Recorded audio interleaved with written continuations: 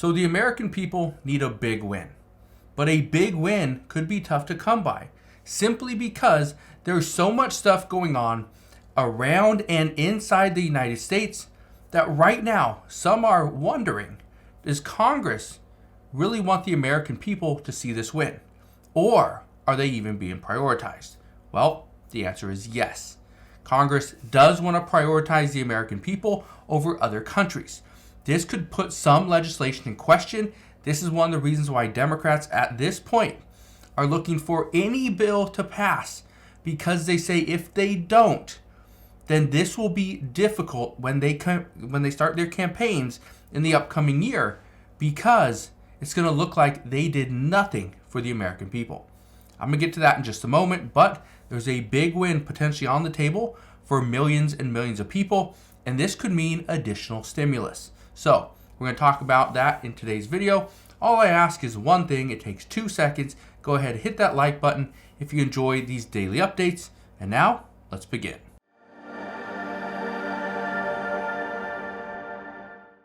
So we have seen time and time again where Congress, the Biden administration, and many others are just out there saying, we need to provide this to the American people, and we can't do this, and we can't do that. But we see very little action. Well, according to reports, Congress is trying to do something last minute. Congress is eyeing a last minute child tax credit deal. And this is big. Not just big for people with families and with children, but people with businesses and for the American people in general. I want to explain what's going on here. Look at this. It says members of the House and Senate are engaged in advanced last-minute negotiations to reach a tax deal in December or January that includes key priorities for both parties, according to lawmakers and aides.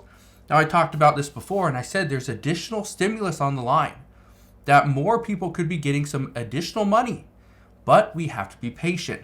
Well, here's why they're discussing this now. It says, heading into the 2024 election, Democrats want to resurrect a version of the child tax credit which expired last year to lower child poverty and give their vulnerable members a tangible policy win.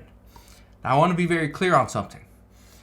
The child tax credit is something that both parties want, both Republicans and Democrats. However, Democrats are willing to deficit spend. They're willing to push our debt up a little bit more to provide some assistance to these children that are living in poverty.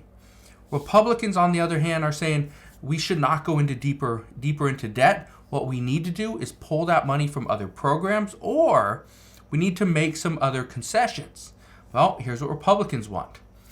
Republicans are eager to prove to the business community that the House GOP majority can deliver for them by reinstating the full deductibility of research and development investments that expired at the end of 2022.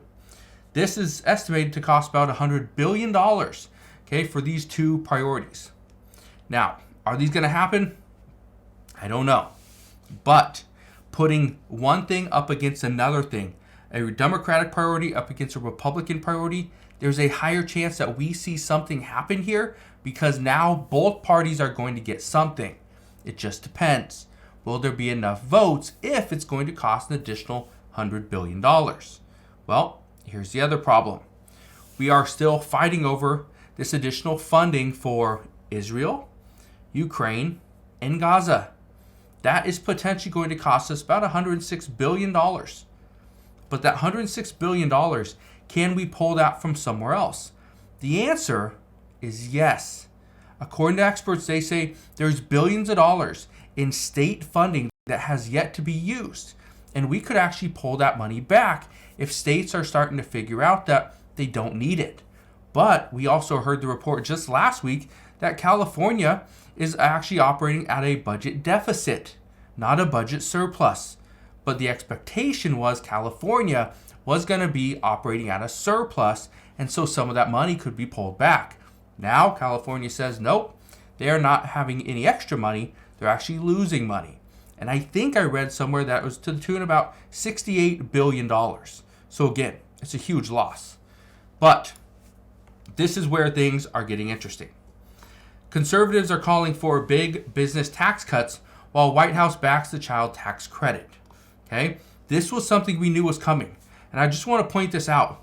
Okay, this article right here, all right, this article right here from Axios, this is from 20 hours ago. Okay, so this was done on December 11th. This one is done on December 1st.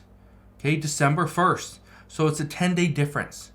The reason why I point this out is because these negotiations haven't just been going on since December. They've actually started these negotiations months ago, but they are very slow. It's a slow, painful process, tedious process, but they're working through it.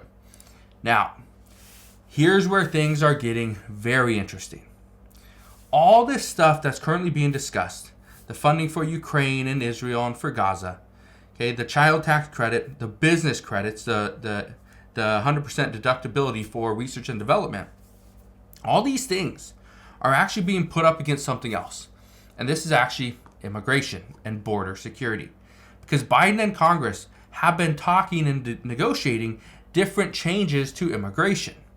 Some of these are limits for just people coming into the country. Okay, asylum limits. Trying to protect other people. We've seen this with Ukraine. Over the past couple of years, thousands and thousands of Ukrainians have been allowed into the country on asylum.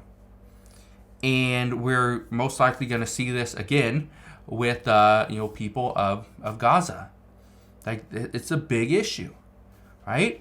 But Republicans are saying that, and Democrats are, governors are telling us the same thing as well, that now with so many people coming into the country, we're depleting our own resources.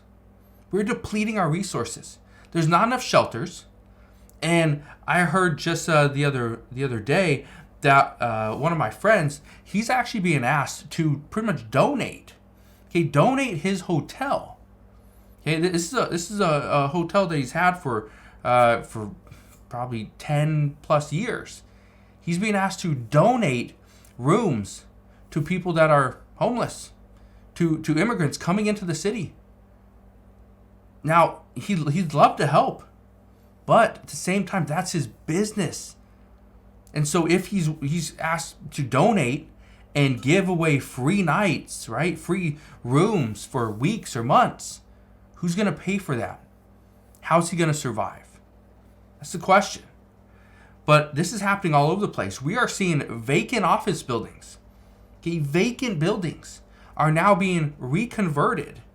And as long as they have running water and they have heat, there's beds popping up in these vacant buildings where people can go and live. That's great. They're getting them off the street. But at the same time, now these Democratic governors are saying, well, we can't house all these people.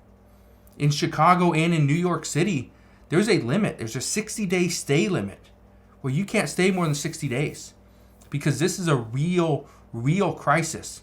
There's too many people coming into our cities, and there's not enough support. There's not enough food in food banks. There's not enough shelters to house all these people. Turning into a big crisis. But at the same time, Democrats are saying, well, we need to continue to allow people into the country. But the problem is, how much is too many? That's the question.